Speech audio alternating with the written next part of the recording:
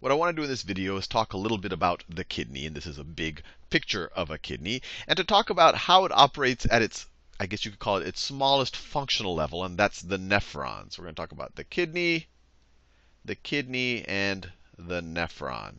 And I think you might already know the kidney. We have two of them. They're the organ that I guess is most famous for producing or allowing us to excrete waste.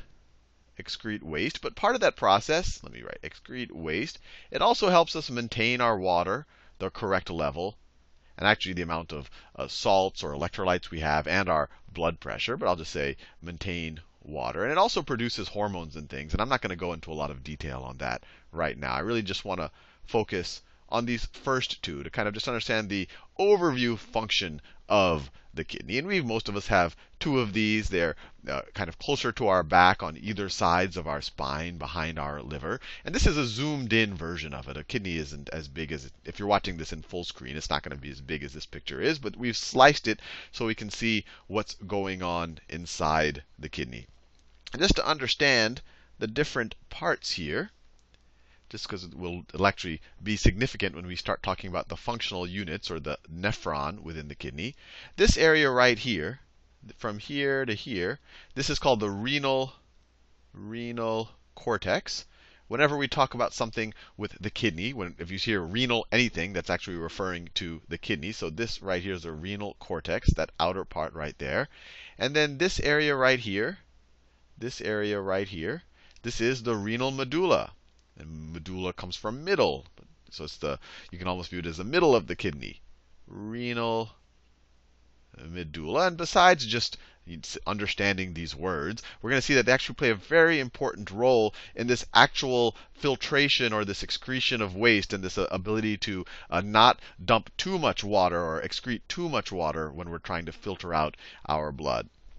So I've said before, and you might have heard it already from other lectures or from other teachers, that the functional unit of the kidney is the nephron. The functional unit. And the reason why it's called a functional unit, I'll put it in quotes, is because that's the level at which these two things are happening. You know, the two major functions of the kidney, the waste excretion and the maintenance of the water level in our blood system. So just to get an idea of how a nephron fits in within this picture of a kidney, the artist I got this picture from Wikipedia. The artist tried to draw a couple of nephrons over here. So a nephron will look something like this, and it goes and it dips down into the medulla, and then it goes back into the cortex, and then it dumps into collecting ducts. And essentially the fluid will end up in the ureters right here and end up in our urinary bladder that we can later excrete when we find a suitable time. But that's about, I guess you can imagine, the length of a nephron. It goes, this is where it starts, and then it dips down again.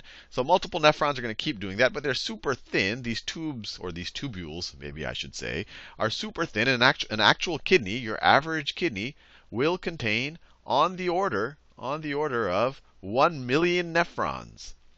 1 million nephrons. So even though you can't really say nephrons are microscopic, they kind of have they're at least their length when they dip down. You can say, oh, that's I can see that distance.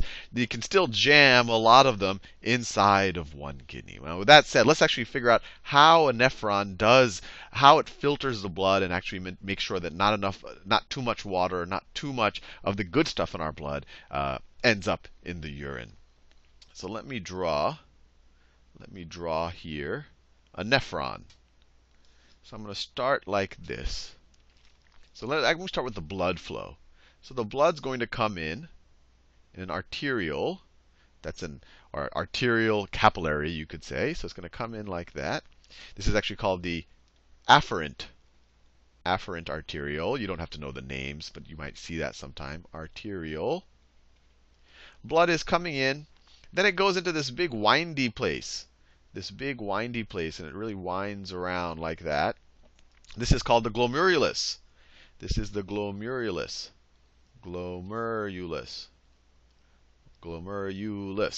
And then it leaves via the efferent arteriole. Efferent. Let me switch colors. This red is getting monotonous. This is the efferent arteriole. Efferent. And efferent just means away from the center. Afferent towards, efferent away from the center. And I'll talk about it more in the future, but it's interesting that we're still dealing with an artery at this point, that it's still oxygenated blood. Normally, when we leave a capillary system, like the glomerulus right there, we're normally dealing with the venous system. But here we're still in an arterial system. And it's probably because arterial systems have higher blood pressure. And what we need to do is we need to squeeze fluid and stuff that's dissolved in the fluid out of the blood in the glomerulus right here. So this glomerulus is very porous, and it's surrounded by other cells. So let me just draw. So this is kind of a cross section. It's surrounded, let me do it like this. It's surrounded like that by this structure. And these are cells here. So you can imagine these are all cells over here. And of course, the actual capillaries have cells that line them. So there are cells here. So when I draw these lines are actually made up of little cells. What happens is the blood comes in at really high pressure. This is very porous. These cells out here, they're called podocytes. They filter. They're a little bit more selective in what gets filtered out. And essentially, you have about a fifth of the fluid that's coming in. About a fifth of the fluid that comes in ends up going into this space right here. That's called the Bowman's space. Well, actually, this whole thing is called the Bowman's capsule. You can imagine it as some kind of it's a sphere with an opening in here that the capillary can kind of wind around in. And this space right here, this is the Bowman's space. Well, I mean, it's the space inside the Bowman's capsule. It's the Bowman's capsule. And the whole thing has cells. All of these structures are obviously made, or maybe not so obviously, they're made up of cells. And so we end up having filtrate in it. Filtrate is just the stuff that gets squeezed out. So I'll call it filtrate. We can't call it urine just yet, because there's a lot of steps that have to occur for it to be kind of to earn the name urine. So it's only filtrate right now. And essentially what gets squeezed out, I said it's about a fifth of the fluid. And things that are easily dissolved in fluid, so small ions, so sodium, maybe some small molecules like glucose, maybe some amino acids. There are tons of stuff in here, but this is just to give an idea. The things that do not get filtered are things like red blood cells, or larger molecules, larger proteins. They will not get filtered. It's mainly the micromolecules that'll get filtered, that'll be part of this filtrate that shows up here in the Bowman space. Now, the rest of what the nephron does, the Bowman's capsule is kind of the beginning of the nephron. And just to get an idea on our big picture of our kidney, if let's say that this is a Bowman's, let's say we're near an arteriole, this is a Bowman's capsule right here. It'll look something like that, and the whole nephron is going to be convoluted like this, and it's going to dip down into the medulla, and then come back, and then it's going to eventually dump into a collecting duct, and I'll talk more about that. So what I've drawn just here, this is a zoomed in version of that part right there. Now what I want to do is zoom out a little bit, because I'm going to run out of space. So let me zoom out. So we had our arteriole go in, it gets all bunched in the glomerulus, and then most of the blood leaves, but 1/5 of it gets essentially filtered in to the Bowman's capsule. That's the Bowman's capsule right there. I've just zoomed out a little bit. So we have our filtrate here. I'll make it a little bit, maybe I'll make it a little bit yellow. So we have our filtrate right here. That's the filtrate that just comes out at this point. Sometimes it's called the glomerular filtrate because it's been filtered by the glomerulus, but it's also been filtered by the podocyte cells on the inside of the Bowman's capsule. But now it's ready to go to the proximal tubule. So the proximal tubule sounds like so let me draw something like this. And obviously this is not exactly what it looks like, but it gives you the sense. This right here, this is the proximal tubule. And it sounds like a very fancy word, but proximal just means near, and tubule, you can imagine, is just a small tube. So it's a small tube that's near the beginning. That's why it's called a proximal tubule. And it has two parts. The whole thing is often called a proximal convoluted tubule. Convoluted tubule, and that's because it's all convoluted. Either way I have drawn it, it's all curvy. And I just drew it curvy in 2 dimensions. It's actually curvy in 3 dimensions. But the reality is there's a curvy part, and then there's a straight part near the end of the proximal tubule. So they'll call this whole thing the proximal tubule. This is the convoluted part. That's the straight part. But we don't have to get too picky. But the whole point of this part of the nephron, and just to remember where we are, we're now at this point of the nephron right there. The whole point is to start reabsorbing some of the stuff that is in the filtrate that we don't want to lose. We don't want to lose glucose. That's hard-earned stuff that we ate that was good for energy. We don't want to lose necessarily as much sodium. We've seen in multiple videos that's a useful ion to have around. We don't want to lose amino acids. Those are useful for building up proteins and other things. So these are things we don't want to lose, so we start absorbing them back. And I'll do a whole video on exactly how that happens, but it's done actively. Since we're using ATP, and just as a bit of a summary, you're using ATP to actually pump out the sodium, and then that actually helps bring in the other things. That's just a kind of a tidbit on what's happening. So we're reabsorbing. So just imagine what's happening. You have cells lining the proximal tubule right now. And actually, they have little things that jut out. I'll do a whole video on that because it's actually interesting. So you have cells out here. And on the other sides of the cells, you have an arterial system, or a capillary system, I should say, actually. So let's say you have a capillary system here that is very close to the cells lining the proximal tubule. And so this stuff actually gets actively pumped, especially the sodium, but all of it, using energy, gets pumped back into the blood selectively. And maybe a little bit of our water. So we're pumping back some sodium, some glucose, and we'll start pumping a little bit of the water back in because we don't want to lose all of that water. If all of the water that was originally the filtrate, we were just leaving our urine, we'd be excreting gallons and gallons of water every day, which we do not want to do. So that's the whole point. We're starting the absorption process. And then we'll enter the loop of Henle. And actually, this is, in my mind, the most interesting part of the nephron. So we enter in the loop of Henle, and it dips down. It dips down and then comes back up. So the loop of Henle. And so most of the length of the nephron is the loop of Henle. And if I go back to this diagram right here, if I'm talking about the loop of Henle, I'm talking about this whole thing right there. And you can see something interesting here. It crosses the border between the cortex, this light brown part, and the renal medulla, this kind of reddish or orange part right there. And it does that for a very good reason. And I'm going to draw it here. So let's say this is the dividing line. This is the dividing line right here. This right here was the cortex.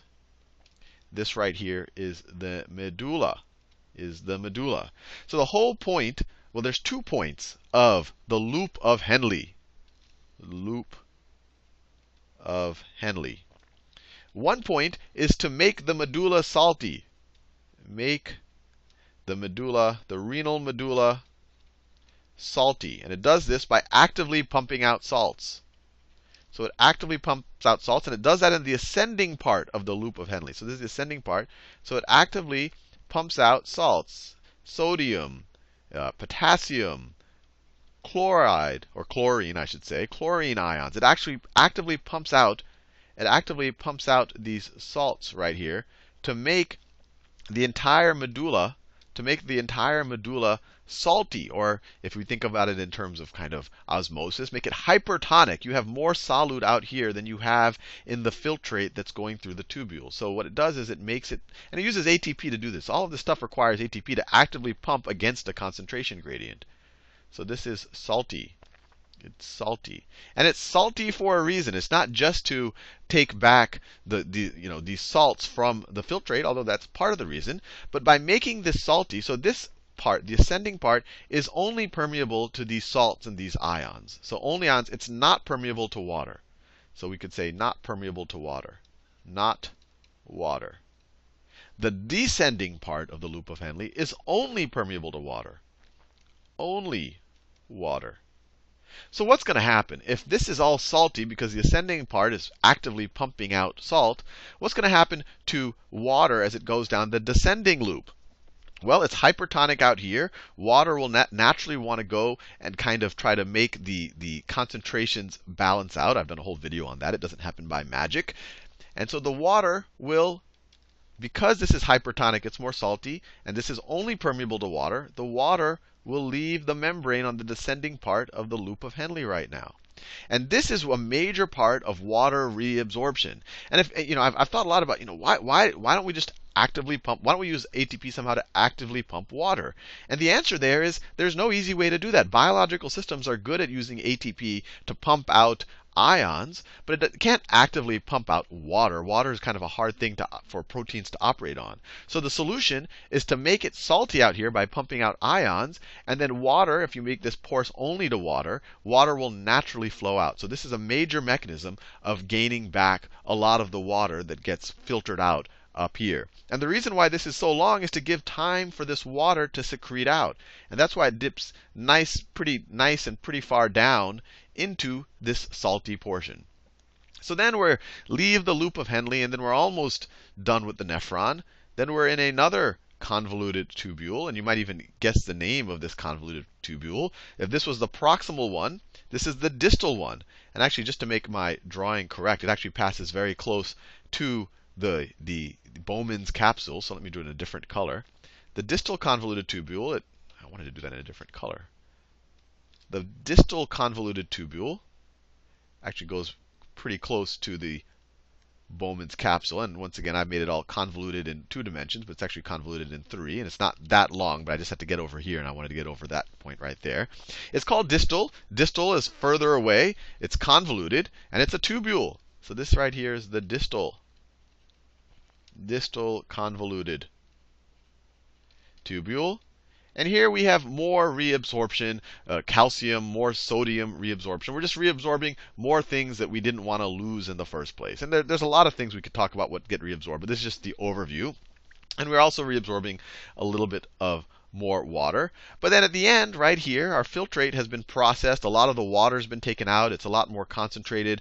We've reabsorbed a lot of the salts, electrolytes that we want. We've reabsorbed the glucose and a lot of the amino acids. Everything that we want, we've taken back. We've reabsorbed.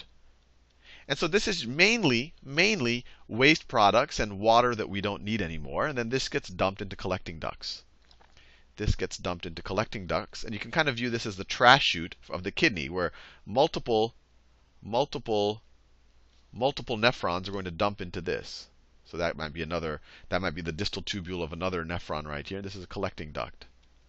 Collecting duct, which is just a tube that's collecting all the byproducts of the nephrons. And the interesting thing is, collecting duct further goes into the medulla again. It goes into the medulla again, to the salty part again. So if we're talking about the collecting duct, maybe the collecting duct's coming back into the medulla, collecting all of the filtrate from the different nephrons. And because it goes back through that super salty spot in the medulla, we actually have 4 hormones called antidiuretic hormone that can dictate how porous this collecting tube is. And if it makes it very porous, it allows more water to leave as we go through the medulla, because this is very salty. So the water will leave if this is porous. And when we do that, what that does is it makes the filtrate, and we can maybe start calling it urine now, even more concentrated. So we don't lose, so we lose even less water, and it keeps collecting until we end up here, and it leaves the kidney and goes via our ureters to the urinary bladder. So hopefully you found that helpful. And I think the neatest thing here is just how we actively reabsorb the water, and how we, in my mind, that is the neatest part in the loop of Henle.